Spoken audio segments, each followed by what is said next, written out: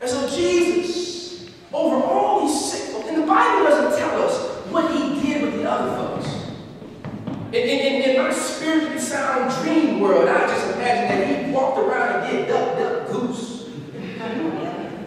And every person he touched, they were healed. They just got up.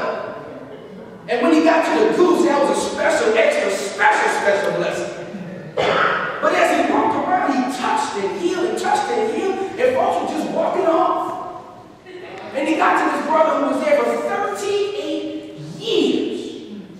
The Bible doesn't tell us how he ate. The Bible doesn't tell us how he changed his clothes, where he cleaned himself, none of that stuff. We just don't know any of that. But we do know that Jesus said, are you ready for a breakthrough? And the brother, like most of us, said, well, what happened was,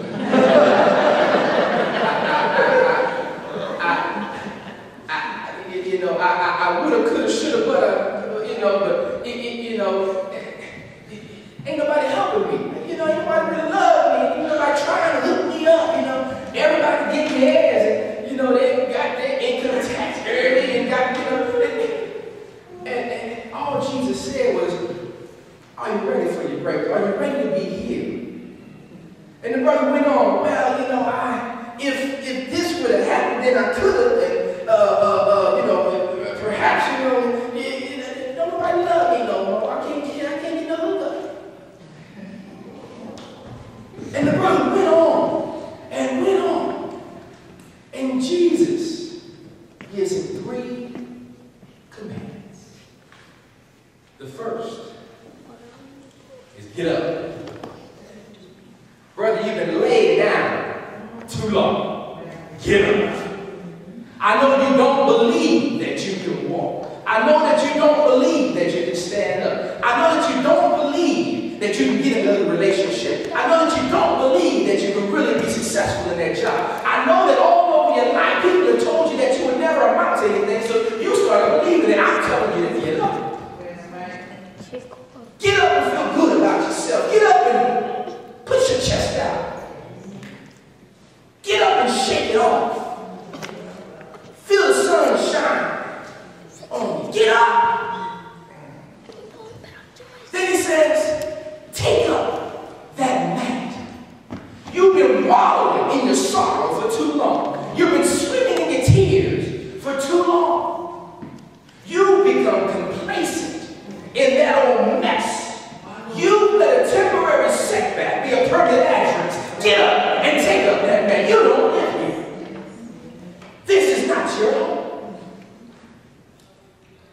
And then he says, walk. Walk.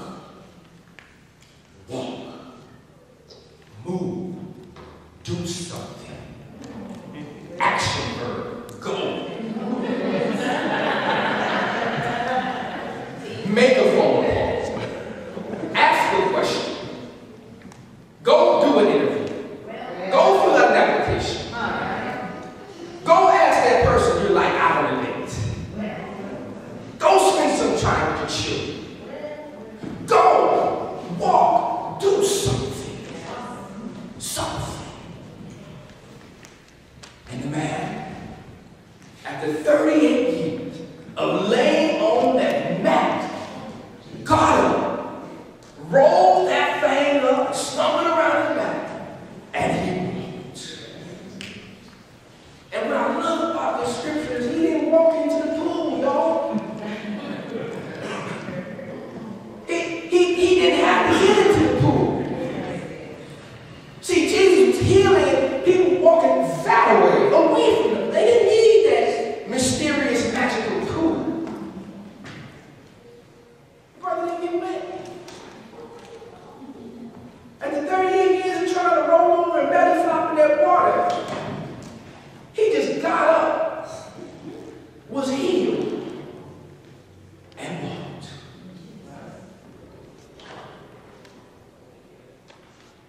In our story, I know you guys are just as upset as I am.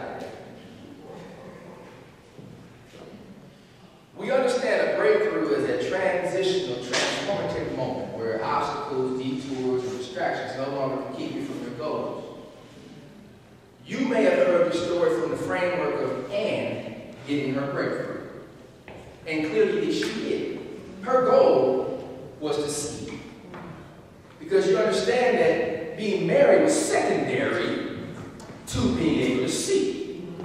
So Anne's goal was to see. She was blessed with vision. But now I know you want to know about the other person, that other lovebird, who I have not assigned a gender to. I know you're waiting to see where I'm going with that. I want you to hear it the way you need to hear it. I'm not assigning anything.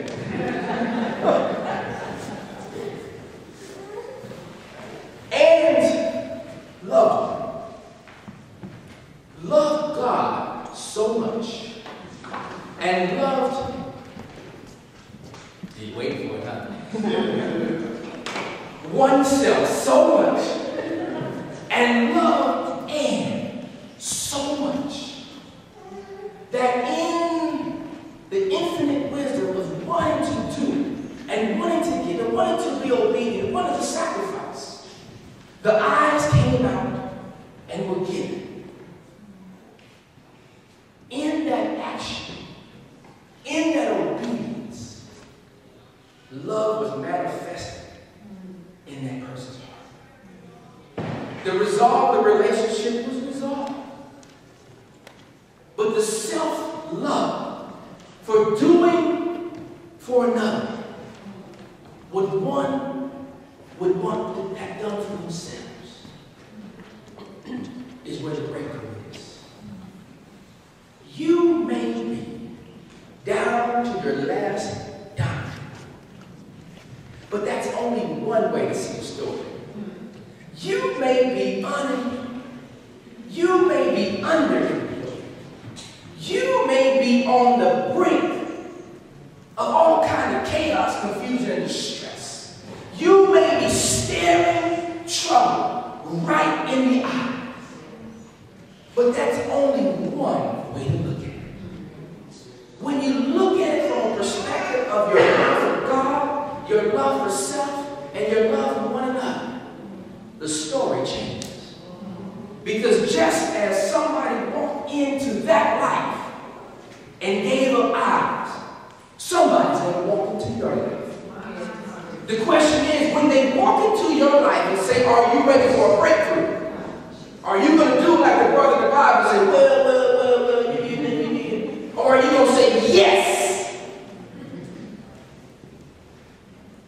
I believe that everything that you need to be successful, you already have. The challenge is, how do you let it come out? I believe that we are all created relationally, and that some of us are meant to encourage others of us so that we can birth and blossom that very thing that is necessary for us to be successful. I believe some of us have been gifted and talented with the skill set, discernment, and other opportunities and abilities that will spark those things that are deep within us. I believe that God created us to be in relationship with not only Him, but with one another. And when we're in a healthy relationship with one another, you find that all the encouragement, all the inspiration, all the things that you need to be successful in life are already there. They've been planted. So don't worry about what things look like now. Don't try to figure out if the grass is greener on the other side. Don't try to imagine what could have, should have, would have been if I would have done. Be where you are right now. And learn to live where you are right now. Because if you do that, tomorrow will be greater than yesterday ever was. I believe. I believe. I believe. your breakthrough right